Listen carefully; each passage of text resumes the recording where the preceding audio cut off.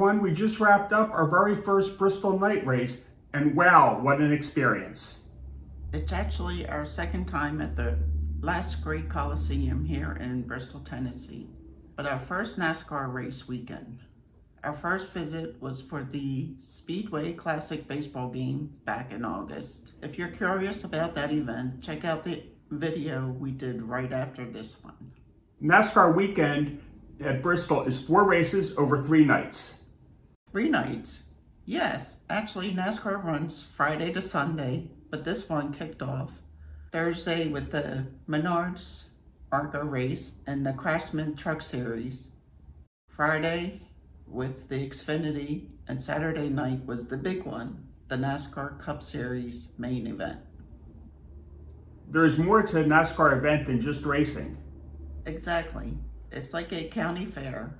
Vendors, food trucks, live music, product demos, and all kinds of interactive exhibits. Because we arrived early in the week on Thursday, the Fan Fest was a lot less crowded, and we were able to check out a lot more of the displays and activities. We want to bring you along with some of the best things we did over the weekend.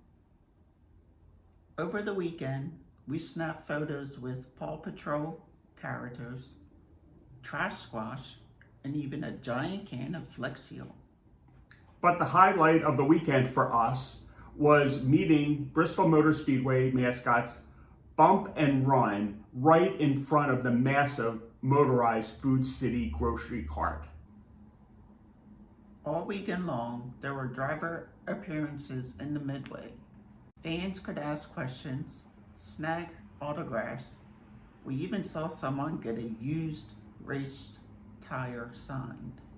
Only at a NASCAR race does "would you sign my tire" sound totally normal.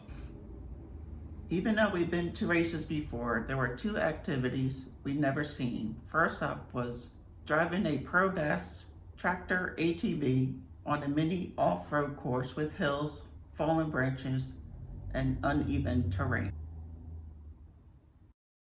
There were a couple of requirements. You had to be 18, you had to show a valid driver's license, and pass a breathalyzer with a 0.0 reading, which for a lot of people, that precluded them from taking part in an activity, but they considered safety first before you got to do the fun activity.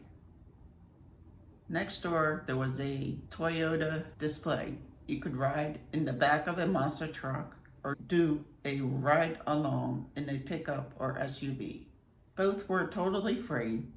You just give your email and sign a waiver. We left both experiences with a giant smile on our faces. Bristol also added a post-race events to help ease the traffic. Thursday night featured a track walk and a foam party in the Fan Fest area. We were sitting in the backstretch, so we missed the track walk, but we did stumble right into the foam party on our way out. I couldn't resist jumping into the foam. We only stayed for about 10 minutes, should have stayed longer.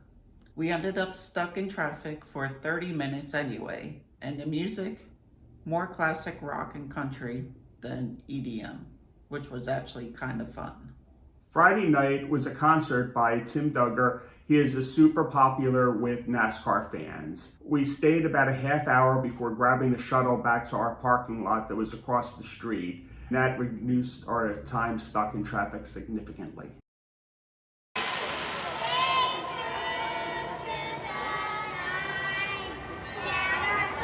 Saturday's race was packed with tradition. A flyover during the national anthem, which the NASCAR drivers, kids singing the anthem, and fireworks at the checkered flag. It was the perfect cap for an action-packed weekend.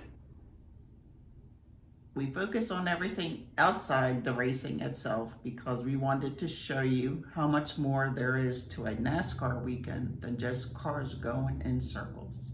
We have several more races coming up later this year and early next year, and we'd love to bring you along. Hit that subscribe button to follow our adventures and drop your questions or your own NASCAR experiences in the comments below. Thanks for watching, and we'll see you at the next race.